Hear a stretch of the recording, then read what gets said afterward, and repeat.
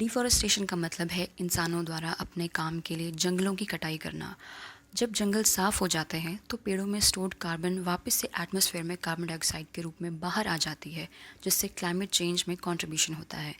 पिछले दशक में ह्यूमिड ट्रॉपिक्स वाली एरिया में जैसे अफ्रीका में सबसे ज़्यादा डिफॉरेस्टेशन हुआ है और दूसरे नंबर पर साउथ अमेरिका में। यूएन की रिपोर्ट के मुताबिक 1990 से 2020 तक लगभग 420 मिलियन हेक्टेयर्स फॉरेस्ट एरिया ख़त्म हो गई है। डिफॉरेस्टेशन की सबसे बड़ी वजह है एग्रीकल्चरल कमोडिटीज़।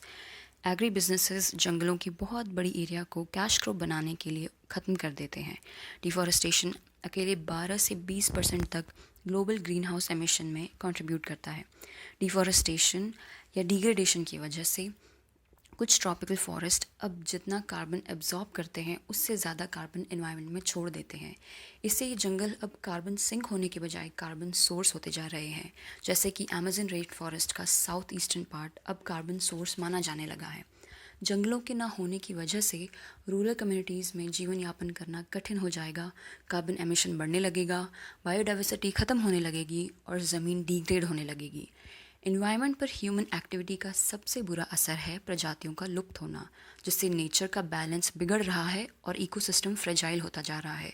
बायोडाइवर्सिटी पर यूएन की एक रिपोर्ट में बताया गया है कि लगभग 10 लाख एनिमल और प्लांट स्पीशीज़ विलुप्त होने की कगार पर हैं, उसमें से कई अगले 10 सालों के अंदर।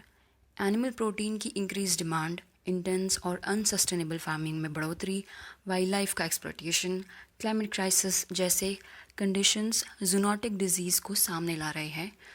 वो डिजीज़ जो वाइल्ड लाइफ से इंसानों को होते हैं, जैसे कोविड। हर साल लगभग 20 लाख के लोग ज़्यादातर लो और मिडिल इनकम कंट्रीज़ में से जूनोटिक डिजीज़ से मरते हैं। कई बार लाइव स्टॉक पर भी बीमारी, प्रोडक्टिविटी लॉस जैसे कारणों से स्मॉल स्केल फार्मर्स पॉवर्टी को झेलते हैं।